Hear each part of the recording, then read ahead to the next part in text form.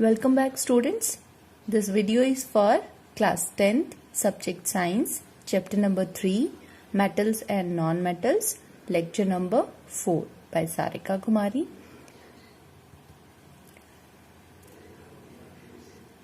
So let us see the contents of this lecture. We will do occurrence of metal, minerals in ores, gangue and flux, metallurgy, crushing and grinding of ore, concentration of ore, and then we will see the homework. The earth crust, as you know, is the major source of metals. Aluminium is the most abundant metal on earth crust.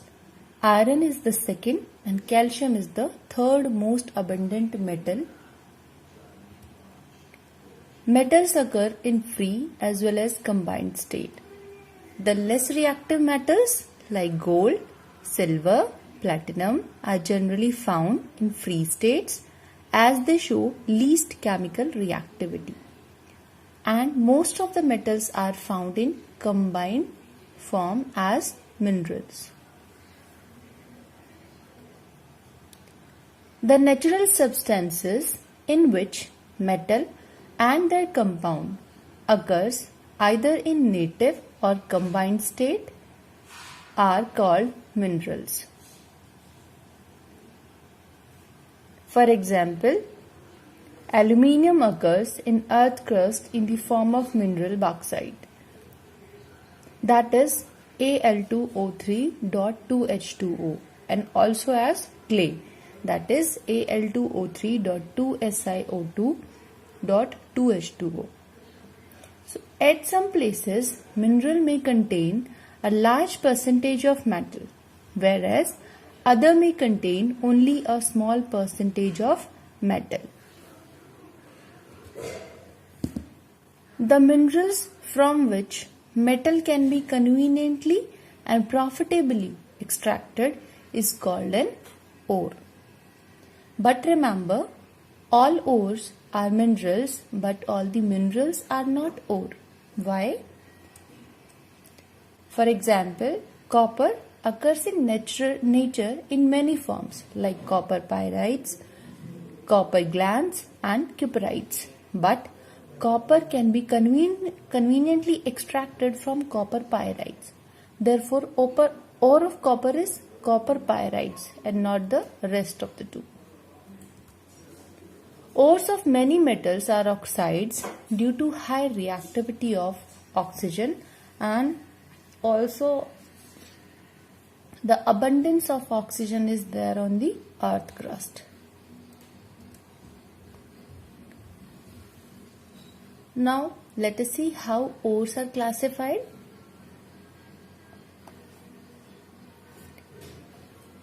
Ores are classified on the basis of type of metal compounds present in them. For example, if metal is present as its oxide in the ore, then it will be called an oxide ore. Some of the common types of ores are given in the table. For example, we have some oxide ores, carbonate ores, sulfide ores, halide ores. Halide ores, rock salt, cryolite. Rock salt is a chloride ore of sodium. Cryolite is a fluoride ore of aluminium. Sulfide ores, galena, that is lead sulfide, sulfide ore of lead. Copper glands, copper pyrite. These are sulfide ores of copper. Cinnabar, sulfide ore of mercury. Limestone, that is carbonate ore of calcium. Calamine, carbonate ore of zinc. In oxide ores, we have bauxite, which is an oxide ore of aluminium. Hematite, oxide ore of iron. Cuprite, oxide ore of copper. Now, a term which is very important is gangue. Now, what do you mean by gangue? Ores usually contain a large quantity of unwanted materials. Such unwanted earthy materials are present in an ore is called gangue. Gangue may be acidic or basic in nature. What is flux? A substance which during smelting combines with other impurities in the ore. Smelting is a process of extracting metals from their concentrated ores, and in that case the impurities they convert into some other fusible form, and hence they can be converted or they can be taken out from the ore. There are two types of flux, acidic or basic. Now, extraction of metals is the process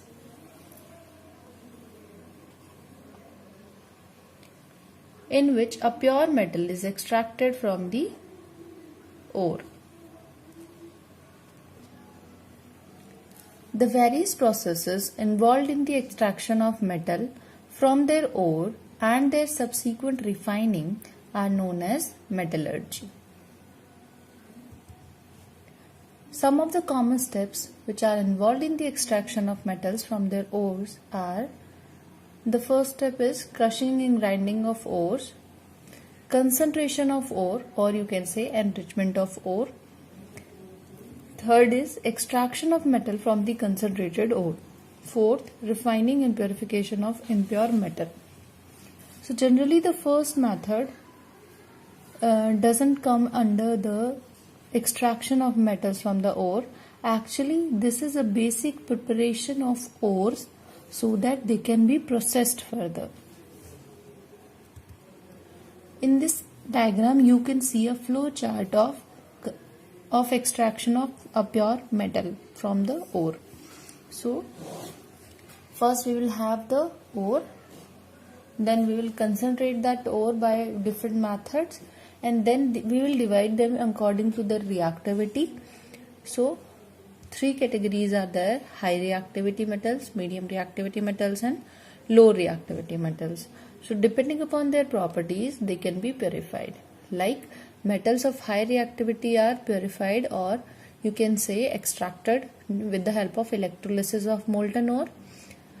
Metals of medium reactivity, they are sulfide or carbonate ores, so they can be converted into some useful form like oxides of metal by calcination and roasting. Then we get oxide of the metal ore, and then we reduce it to metal.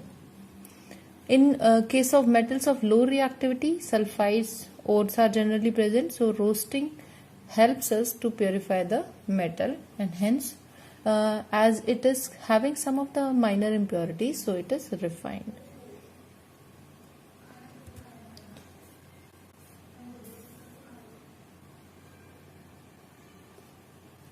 So the very first step, which is a basic step or preparation of ores, is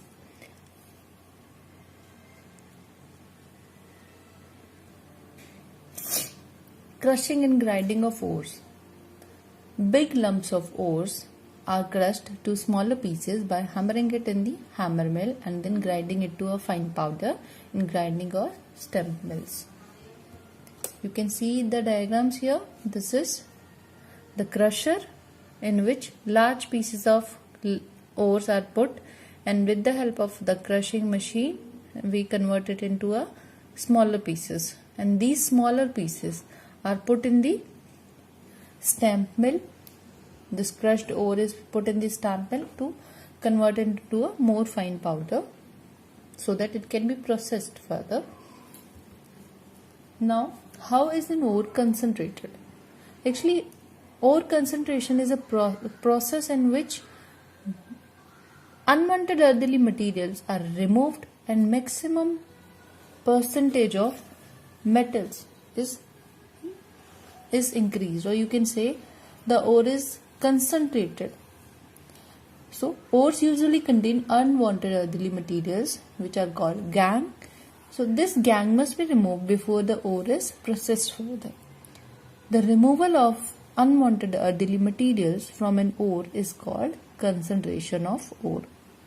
It is also called dressing of ore or enrichment of ore. Now, based on the nature of gangue and the ore, the following methods are generally used for the concentration of ore: hydraulic washing method, magnetic separation method, froth flotation, and leaching. The three methods are physical methods, but the fourth method is a chemical method to concentrate the ore. So let us see them one by one. First is hydraulic washing method. In this method, the crushed ore is washed with the steam of water. The lighter gangue particles are washed away, and the heavier mineral particles, they settle down to the bottom and can be removed. So you can see here the powdered ore is put from the upper part. From the lower part, a water stream is given, and in this way the concentrated ore, you can say, the heavier particle they sediment down, and the lighter particles, they are removed from the upper portion. Second method is magnetic separation method. This method is based on the difference in the magnetic properties of ore and gangue. The magnetic separation method is used only when either of the two ore or gangue is magnetic. The powdered ore is dropped over a conveyor belt and moving over to rollers on which is magnetic. So when the ore passes over the magnetic roller, the magnetic and non-magnetic material, they fall separately like this. You can see we are having a conveyor belt, two rollers which are magnetic in nature. This one is magnetic in nature. So when we are putting ore, and when this ore is moving over the belt, then here the non-magnetic particles will fall separately and the magnetic part will fall separately. So if either of the two is magnetic in nature, then we can use this method. Some typical ores which can be concentrated by magnetic separation is tin stone, which contains a magnetic impurity, wolfram. So we can remove this impurity with the help of this method. Froth flotation process, which is a third process. This process is used for concentrating sulfide ores, particularly of zinc, copper and lead, and it is based on the difference in the wetting properties of gangue particles and ore particles. Because the sulfide ore particles, they are preferentially wetted by pine oil, and the gangue particles are wetted by water. The powder ore is mixed with water and a little pine oil. This mixture is vigorously stirred by passing compressed air. Then a froth is produced, and then froth produced rises to the surface and carries the particles of ore along with it. Now the ore particles that rise to the surface can be removed easily and the gangue is left behind. You can see it here that we are having a container in which we have ore, water and pine oil. So when compressed air is given to it, then froth is produced and the ore comes to the surface, and the gangue particles, they are left behind.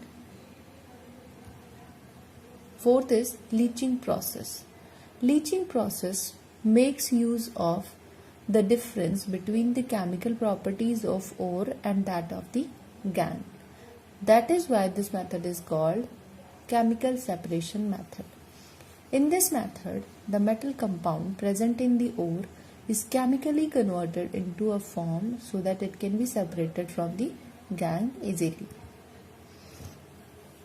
So let us have an example of leaching.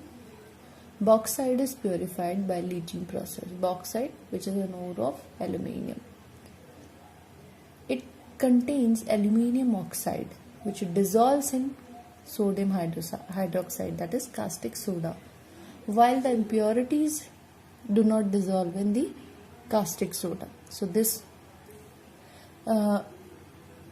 bauxite can be purified by leaching process using caustic soda as a leachant. This is how a bauxite ore looks like. Bauxite is digested with concentrated solution of caustic soda, that is sodium hydroxide, at a temperature of 150 degrees Celsius in an autoclave. Aluminium oxide dissolves, leaving behind the insoluble impurities. When this bauxite is combined with caustic soda, it forms sodium aluminate and water. Sodium aluminate with water, just see it here, the impurities are removed by filtration first, and then the hot solution of sodium aluminate is heated with freshly prepared aluminium hydroxide. Small amount of aluminium hydroxide is prepared and kept with sodium aluminate and mixed, and when the whole of it gets precipitated as sodium hydroxide. Now this precipitate is removed, washed and dried and heated strongly to get pure alumina.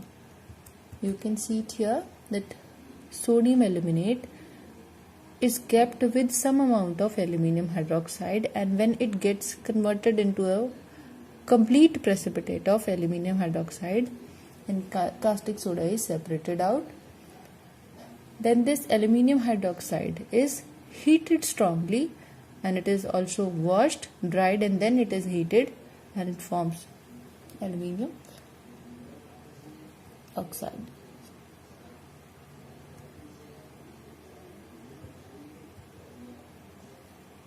So that is it for the lecture today.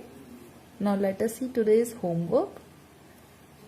Question number 1 is, define the following term: mineral, ore and gangue. Question number 2 is, name the two metals which are found in the nature in free state.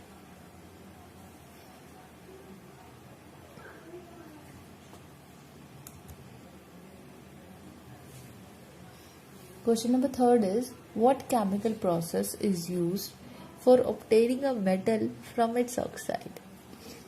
Metallic oxide of zinc, magnesium and copper were heated with the following metals, in which case you will find the displacement reaction taking place.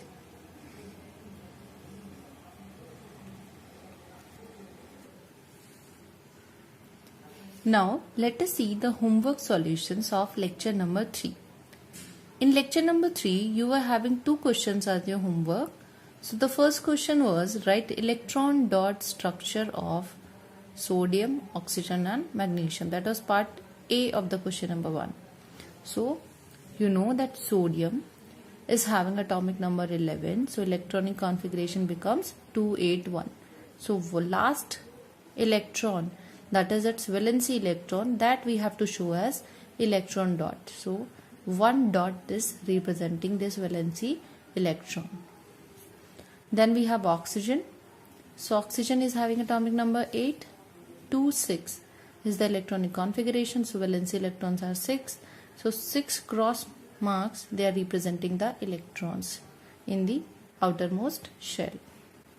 Magnesium, Mg, atomic number 12, electronic configuration 282. 2 is the valency. So 2 dots are representing the valency electrons. Then second part is formation of Na2 and MgO by transfer of electrons. So this we have done in the lecture itself, but let us see how it happens. We have Na2O, as sodium is having atomic number 11, so its valency is 1. But oxygen, it needs 2 electrons. So we take 2 molecules of sodium, which provides us 2 electrons, and it converts into 2Na+. Now these 2 electrons are taken by oxygen and it forms O2 negative. Net reaction will become 2Na plus O2 negative, and it becomes Na plus O2 negative Na plus. So finally Na2O. Then we have magnesium. We have to do the formation of MgO. O needs 2 and Mg can give 2 electrons. So one molecule of Mg is enough. Mg converts into Mg2 plus 2 electrons. These 2 electrons are transferred to oxygen 2A2. So this oxygen takes 2 electrons and it converts into O2 negative, and the net reaction becomes Mg2 plus O2 negative converts into MgO. Our part number 3 of question number 1 was you have to write the ions present in Na2O and MgO. So the ions present in Na2O are Na plus and O2 negative, whereas the ions present in MgO are Mg2 plus and O2 negative. Our question number 2 was, why do ionic compounds have high melting points? So we know that ionic compounds are the ions held together by Coulombic forces. Due to the strong Coulombic force of attraction, the ions in the ionic compound are bound to each other very strongly. As a result, the compounds have high melting points, because when we melt the ionic compounds, it needs very high amount of energy or temperature to break or to overcome this Coulombic force of attraction of the ions, and hence they have a high melting point. So I'll see you in the next lecture. Till then, take care and goodbye.